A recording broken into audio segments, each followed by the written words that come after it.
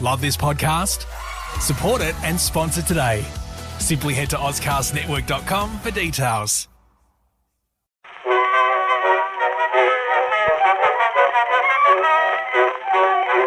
Why don't you write when you don't need money, honey? That would certainly make a hit.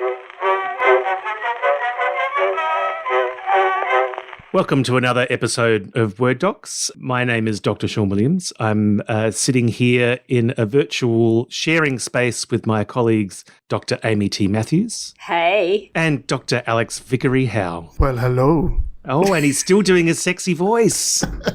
What are you talking about? This is my natural voice. I don't know what you mean. You're not fooling anyone. This week, we are talking about COVID again, but not actually about COVID, about COVID's effects on our productivity, our work methods, our state of mind, our creative practices, that kind of thing. Not just because we are still in a state of lockdown, various places around the world more than others. We're lucky to be in Adelaide at the moment where things are pretty good, but that could turn at any moment. But we won't go down that rabbit hole because that's a bit of a depressing one potentially. We're going to talk about this as a kind of a metaphor for the many things that might get in the way of your writing practice.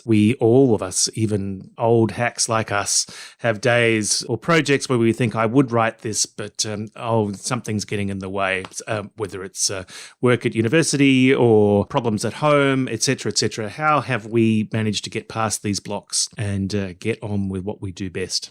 Who would like to start, Alex or Amy? How have you been going this year? I'm just keeping half an eye on the window because it looks like someone's bringing wine to my door, but hopefully they won't interrupt us. You can always go get your wine. We'll cover for you. It's okay. Priorities, Alex. Priorities. It's fine. There's COVID in a nutshell right there.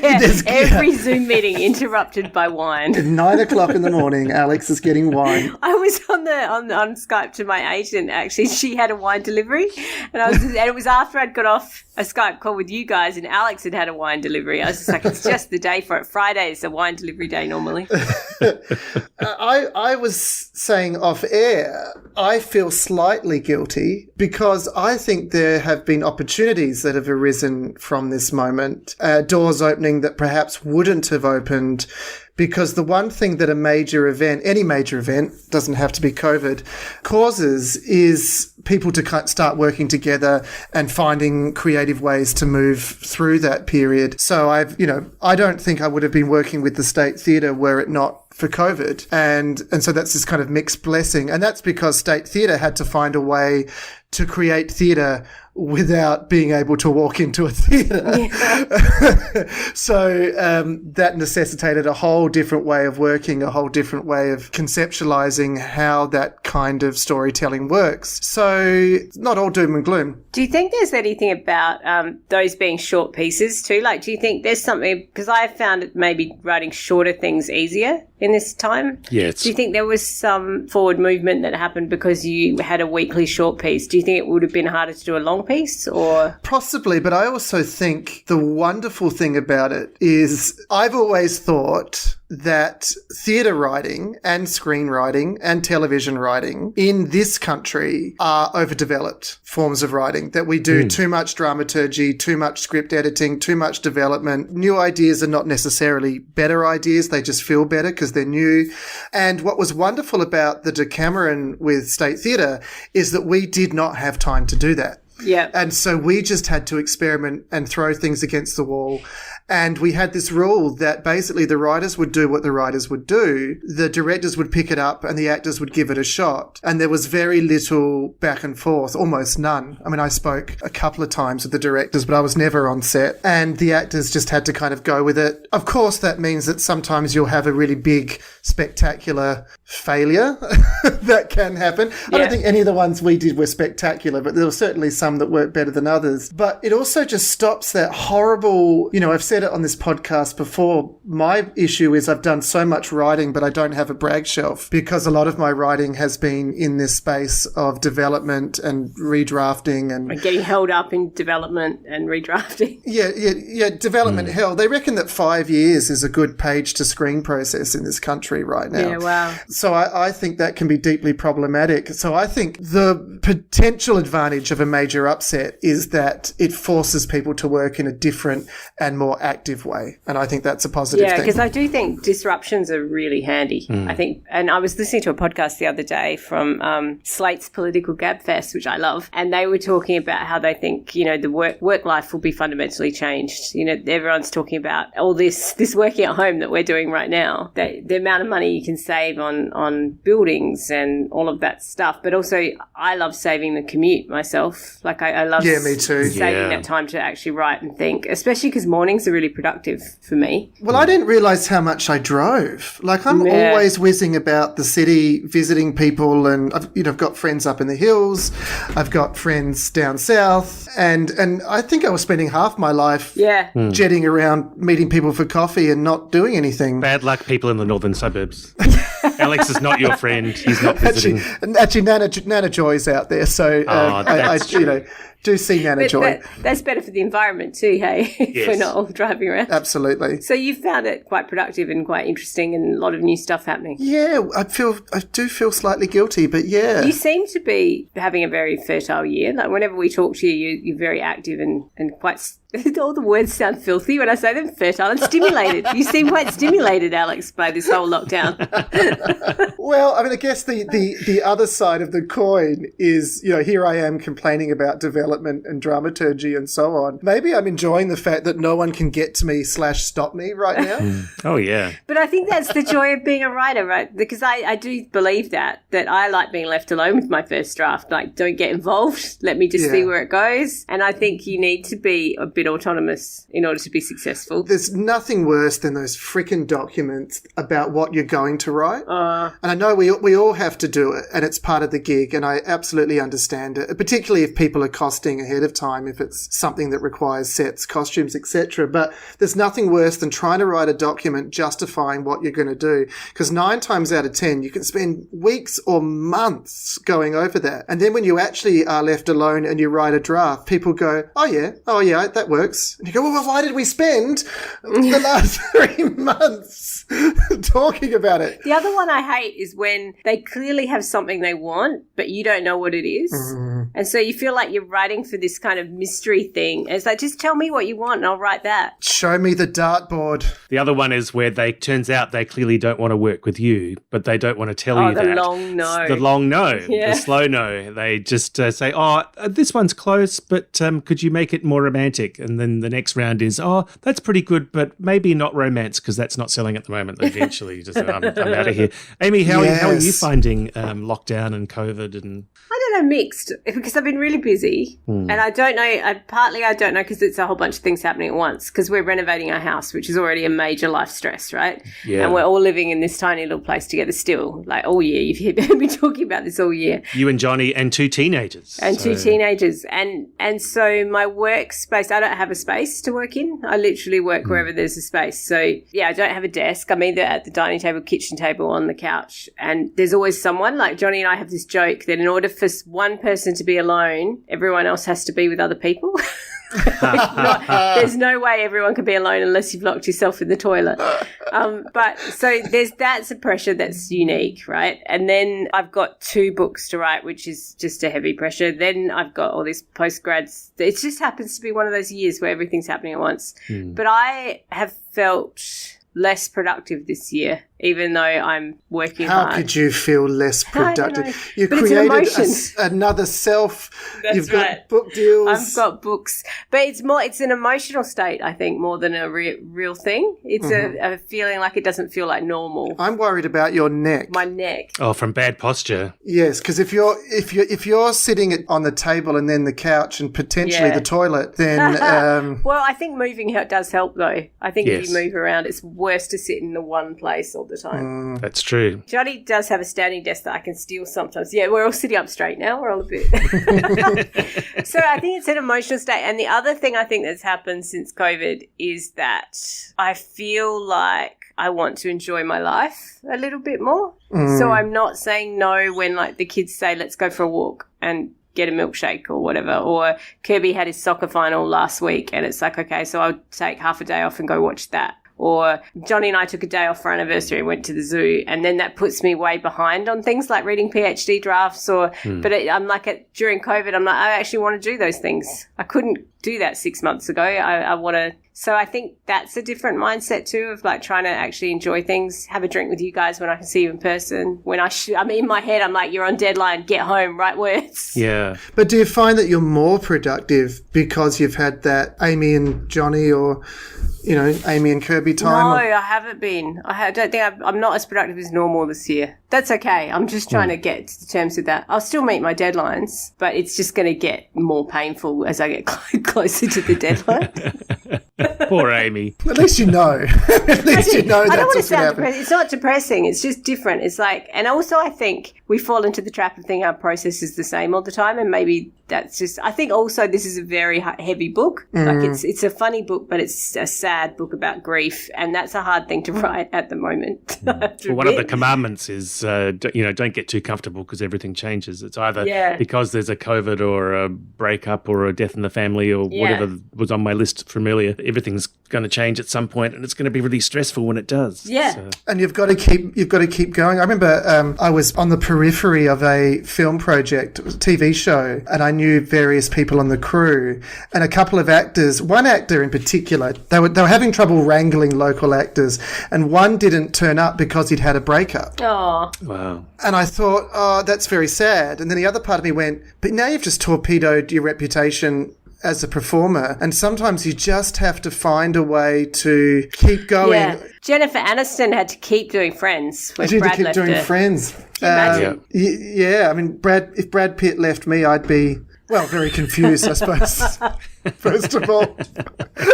But yeah, I think you've got to find a way to find space for yourself and, you know, obviously acknowledge the painful things, but also you can pause but not stop, I think. Yeah. So, I mean, it is just sitting down in the chair and going, this doesn't feel great, but I'm making myself do it. And the work's the same. Like, I reread it the other day. It's great. It's funny. It's like it's dealing with grief in a really kind of nice, humanistic, funny way, but it hasn't been easy. Didn't Sean say that on another episode, that you can't tell the difference between those wonderful days where everything's going well and it's just coming out of you versus the day where you feel like you're pulling teeth. When you look back at a draft, you go, it's all the same. Yeah. Or you go, hey, it's all the same. Hey. Yeah, that's the better way of looking at it. Yeah. So, okay, Sean, you're not getting off the hook here. Damn. I always hope that when I'm hosting, I won't be able to won't have the I know. need to talk too much. But Yes, but we catch you. We always catch you in the end. So I think you have been productive. You don't feel that you have been, but I think you have been in a different way. I haven't written much this year. I, like a lot of writers, keep track of everything that I write, and this is just about my least productive year since 1998, the year my father died. And I felt like I'd been productive that year, but when I look back on my records, I see that I only wrote one short story and it was only 50 words long. I was still working on things, but I wasn't finishing anything. And this year kind of feels the same, partly because of COVID, but it's partly because I'm now full-time at the university and teaching courses that I've never taught before and more invested in university life than I've had to be before, and I find all that really stimulating, and that takes up a lot of my brain. So planning a novel on top of all that, or writing a novel on top of that, it's just beyond my mental capacity at the moment. But I'm really enjoying writing music instead, which is really therapeutic for me. I find it uses the same part of my brain that exercises my writing when I'm writing. So I still feel like I'm doing something creative and really interesting to me, but it's something I can do much more quickly and much more intuitively. I don't have to quite plan in the same way. I mean, when you're writing, I mean, you guys know this, when you're writing emails to students all day and you're marking essays and you're reading reports and redesigning non-traditional research outcome guidelines and all that sort of stuff, your work is all words. And now I find that I just want to do sounds. Well, I think that that is a big thing, is that our work life is so based in writing and reading too. And so it does drain that part of you. Absolutely. Yeah, I'm experiencing that for the first time. Yeah. But I've, done tons of music, and that's really great. I've just had a new album come out. I've hopefully got another one coming out before the end of the year, collaborating with another musician. I'm finding that really rewarding. But at the same time, I'm thinking about books that I want to write. And Alex and you and I talking about writing a book together in a short story. We just have lots of hot chocolates, and now even the chocolatier has started to go, you guys just seem like you're hanging out. Like, this is where it begins. Yeah, this is, This is a creative process. It's happening. just make us another chocolate and stop with the sass. We're not paying for literary criticism here. He's a good guy. He's a great guy, nod actually. to Stephen Tenhurst. He's very best funny. chocolatier in Adelaide. He's a Star Wars fan too. So go in and buy some chocolate and talk about the new series of The Mandalorian, for instance. And tell him we sent you and he'll tell you to get out. But it's interesting how you talk about this stuff, because it reminds me, we talked about this before we started recording about don't be too depressing. And we were talking at work about a COVID event, and everyone kept saying, oh, but don't be too depressing, be optimistic about it. And it reminds me of like when people deal with people in depression, how they're very uncomfortable with sitting with the depression. They want to cheer people up, just snap out of it, move to go for a walk, do this. And it's like, actually, sometimes it's okay to go, well, you're really depressed. We'll just sit here and get through it. Yeah. My dad's the king of that. If anyone's in a bad mood, he's just, something devastating's happened and there's Dad. Oh, never mind. Have a slice of pizza. Okay, now. Yeah, that'll solve it. Everything's fine. Well done. Maybe it's really important to hear people like Sean, who's a New York Times bestseller with like 6 billion books out, to say, actually, it's hard this year. It's not easy this year. And maybe it's important to know that all of us find it a little bit harder. And also it's a planning year for you, Sean. I think when you look back, you'll see all these new projects started in the planning phase this year. Yeah, I think planning and admin, yeah, definitely. That's work. That is still work. Oh, it is work. And I mean, I'm still thinking about the 2 books that I thought I was going to write last year. So it's not so much that I'm getting lots of new ideas, but these are, well, one in particular is a very difficult book that's requiring a lot of thought. And it's just fantastic to have this year, I'll just let it stew for a while. And now that I've got a salary and I've got learning all these new things and having all these wonderful new adventures, I don't need to write a book every year. And hopefully when I do write this book, somebody will be there to buy it. But of course they will. But unlike you, Amy, I'm out of contract. So this gives me great freedom. I was like that over summer, out of contract. And we were talking about this with Alex on the weekend. It's like this weird double-edged sword of contract. It's like great and reassuring and lovely. And it's like, oh, and thank God I've got a deadline. People still love me. But also it's still it's very constrictive. Whereas those moments where you're out of contract, where you can kind of let your imagination run and think, what would I really want to do now? It's quite exciting. The best writing I've ever done is when I've been out of contract and I've thought, what do I most want to write right now? And I've written those 2 books and they've both done well and they're both great books, whereas, I mean, it's a great advantage to being able to write what you have to write, and that's, I think writers all have to do that at some point, being given a brief or having an audience that wants you to write the kind of books that they want to read. That's a great skill and really important, but there's a wonderful liberating sense of freedom to knowing you can write whatever you want and it's not done until you're done. This is our theme song. This is what the theme song of this show is about. On topic for a change. Tangentially to this, there's a big debate going on in the romance community about COVID and whether you put it in your books or not. You remember when like September 11 happened and all the TV shows filmed in the US had to decide, are we going to reference 9/11 or are we going to live in a universe where it doesn't happen? So you had the West Wing doing a episode, that weird episode where they kind of it was awful. Navigated it in a very strange way, or you had Sex and the City decide they're going to ignore it because this is a fantasy version of New York and they want to keep the fantasy and the kind of sparkliness for everyone and not ruin it with reality. So just a question, would you put COVID in any of your books? Because it's a big thing we've all been through. Well, I've accidentally done it in the play, haven't I? I mean... yes. You caused it, Alex. It's your fault. I conjured COVID. And now you're going to fix it for us, aren't you, with the sequel? I still kind of think I might do a sequel. I mean, a sequel play is so odd, but it's kind of attractive. I think it needs to be a trilogy at that point, but my worry is that the middle book has to be the darkest one. The middle play has to be the darkest one. And then we have to live through it. I know. It's So please, Alex, just do a quick, short monologue. In fact, that was your opportunity in Decameron to do a happy ending for us. And no, what did we get? Blowing up universities and vampires and dominatrixes. But if I was to do the sequel, I would have to acknowledge, and this is where it's kind of interesting, I would have to acknowledge the fantasy plague that was released at the end of the first one. And I think I would have to acknowledge COVID at the same time. Right. And find a way, and I do have a kind of idea around this, find a way to bring them both together in a kind of coherent way. And so that was one idea I've got sort of at the back of my mind, because I think it could be potentially really interesting to kind of go there. But another book, another story I'm writing, I did put COVID into because I had a bunch of characters who'd isolated themselves to a farm for no reason. Oh. And I went, oh, great, I've got a reason. Like, this makes sense Pandemic. now. You know, because I wanted them to go back to the family farm where I wanted this big kind of climax to happen away from the city. And as I was writing it, I'm like, they're at the farm, but there was no real reason to be there other than they were visiting someone's dad. And it was like 4 of them were over there. I thought, this is weird. Why would you all go to visit one guy's dad? Then I went, oh, yeah, COVID. Brilliant. They're stuck there. I guess my long-winded answer is I would only do it if it made sense in the story anyway.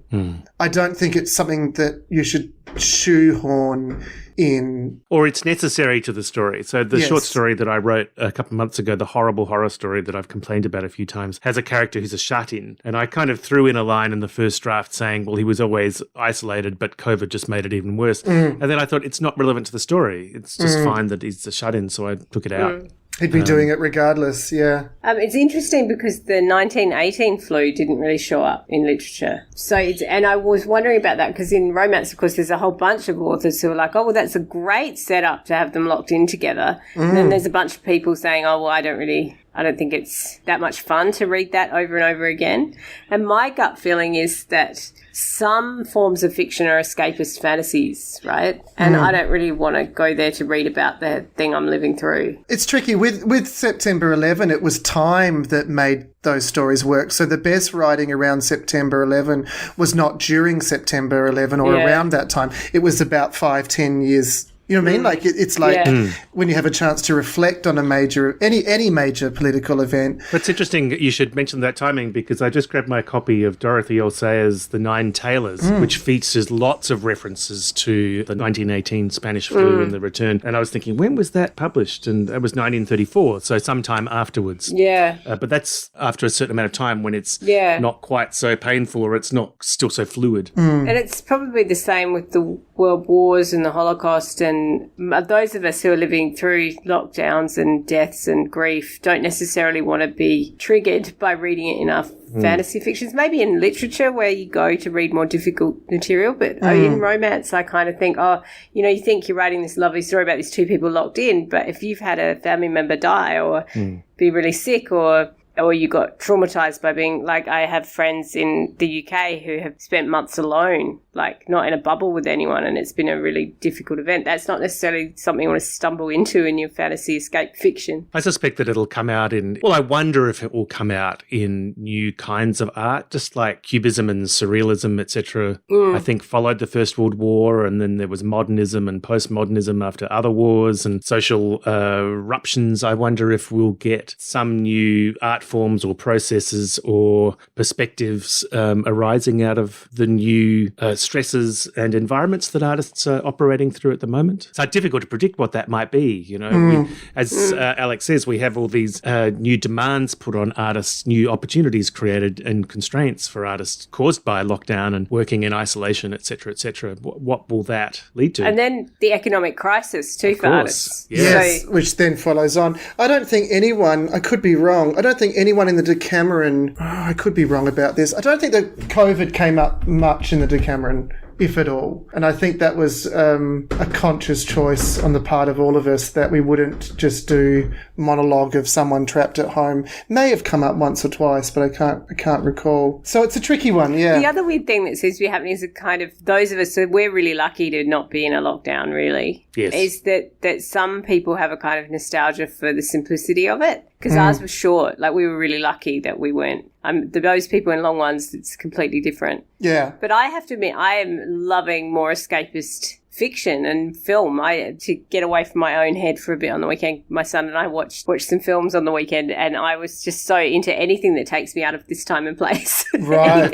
Yeah. My students are loving writing historical fiction. Like, they always enjoy it, but this year particularly have gone gung-ho and more distant. They used to be very attracted to things like the Second World War, the First World War. This year it's like ancient Rome. And Right. they're going really far back, and medieval witch trials, and they're looking for real escape, which I think is going to be kind of interesting and fun. No Spanish flu stories, I presume. No, there might be one. One Black Plague. Wow. Yeah, it's interesting.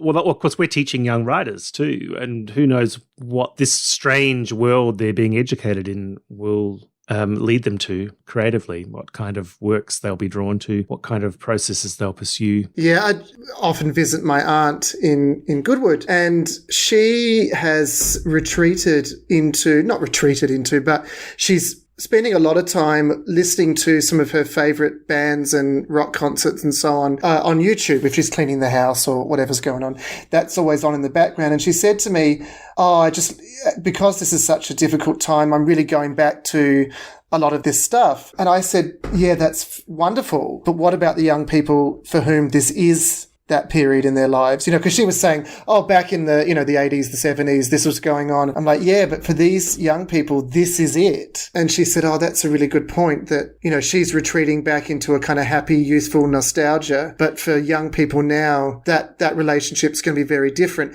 And hopefully it turns into something really positive, that there's a new wave of, as Sean says, a new wave of kind of art, music, theatre, film that kind of comes out of this. Maybe. But it's an interesting, that kind of thing about nostalgia, I've always been a nostalgic kind of listener, and I'm a bit like around at the moment. I'm even more listening to nostalgic tracks, but I keep butting heads against songs like Devo's Beautiful World or Midnight Oil's Short Memory, and thinking, what the fuck has changed in 40 years? Back when I was growing up, we had AIDS and we had Reagan and we had the nuclear threat and the Cold War, and now we've got COVID and the ozone layer. Trump. Yeah. Oh, yeah. I mean, now we have really huge existential crises that are completely intractable, like global warming and stuff like that, which are not going to be as easily solved as an arms treaty. But I don't know. What did the 80s bring us? Great pop songs. I was going to say Thatcher, but that's not a good thing. I have this theory that 1981 was the peak time to the 20th century, because we had the Atari, we had Devo, we had Blade Runner, we had, it was the peak of so many different sci-fi kind of art forms. Do you know what else you had, Sean? What else did we have? Alex Vickery Howe. Is that your year you were born? 1981. You bastard for bringing that up. That's it. We're out of time. See you later. We are actually almost out of time. So that's probably a good segue. Although I would like to ruminate a bit more on how young Alex is and innocent and naive, but we'll come back to that, I'm sure. Yeah, that baby face. Any advice for writers and artists out there in this stressful time? I mean, do you guys, apart from Alex's endless drinking, what else are you doing to relax? And went from innocent to alcoholic, just like that. Yeah, baby-faced alcoholic. You're a man of many contradictions, Alex. Like Bugsy Malone or something. What strategy? I mean, I'm writing music to keep myself sort of creative and sane and not depressed. Amy, you're going to the zoo and spending time with your partner who doesn't live at the zoo. Yeah, he might. Yeah, exercise too. Exercise. I've been going to a lot of dance classes. That's been helping me. Oh, how wonderful. And also just trying to sit with the idea that maybe it doesn't need to feel any differently to this. Maybe it's okay to feel, I feel unsettled is how I feel most of the time. It's hard to sit still and write, but it's okay to feel that way. Yeah. And it would be strange not to, in a way, yeah. I'm going to steal the bit of advice that Amy gave off air, which is more stick than carrot, but the idea that there's never going to be, I know you've said it on this show before, but it's always worth reminding people there's never going to be a perfect time. No. To create something or to write something or to do that thing that's on your mind. If you're waiting for that magical sunbeam to come down like godlight from the clouds in the perfect comfy chair, then that's never quite going to happen. So I'm taking that point on board that, yes, you will feel unsettled and some days will be strange and uncertain. But if you really want to do that thing, tell that story, then you'll make it happen. And I think the flip side of that too is that if you are having a very rich life, which is what all those problems are, right? Anytime you've got reasons not to write, that's a sign of a rich and complex and interesting life. And that's what you want to live, because that's going to mean at the end of your life, you look back and you think, well, that was an interesting life well lived. And it also means you've got stuff to write about, and it makes you an empathic, curious, interesting person when you write. They're all good things as well as bad. Yeah. Very wise, Alex and Amy, as always. The baby faces belie our wisdom. And as always, it's lovely spending time with you. I can't wait until we're back in the studio together. That may happen sooner than we think. And I think we have a live recording coming up, which will be an opportunity for us to be in the same room. So many things can go wrong. Oh, wait, no, possibilities. Yes, possibilities. Absolutely. He needs some censorship button he can press when we get out of control. Electric shocks when we go too far. I don't know whether you notice, because I do the editing on these episodes, how much is cut. So I have noticed. There was one I was listening to and I was like, oh, where's that whole argument Alex and I had? It's gone. Oh, really? Which one was that? It probably ended up as an outtake on the end of an episode, because you guys are very funny and always lift my spirits. Thank you for being such excellent colleagues and people, Alex and Amy. I love talking with you and I love hearing what you have to say. And thanks for cheering me up this year. We love you too, listeners. Thank you very much for listening in. We love you too, Sean. We love you too, Oh, Sean. well. I know that was just so moving. So I was basking. In the love, and then I forgot to give it back. Story of my life, really. The actor in the room. And I guess that's one good piece of advice, love your friends and don't be too gloomy. Happy writing. And happy writing. Yeah, indeed. We'll look forward to talking with you again soon. See ya. Fare you well. Why don't you write when you don't need money? All your notes sound alike too much. All of them starts with I love you, honey, but they end with the same old touch. Just for a change, send a nice loving letter and cut out that please remit. Why don't you write when you don't need money, honey? That would certainly make a hit. Oh, dear. That was a weird one. I hope I wasn't too mean on you, Alex. Mean? That was Which like, bit? you ended with what sounded like a eulogy. It was so lovely. Well, I did say you were a drunken something. What a child. Well, it's only the truth, though, isn't it? So, Be my eulogy. He was a drunken child, but we liked him. this. We'll have this moment where Alex goes, yes, can you not please tell people I'm an alcoholic? And then the doorbell goes and the wine arrives. That's really what's about to happen. Love this podcast? Support it and sponsor today. Simply head to ozcastnetwork.com for details.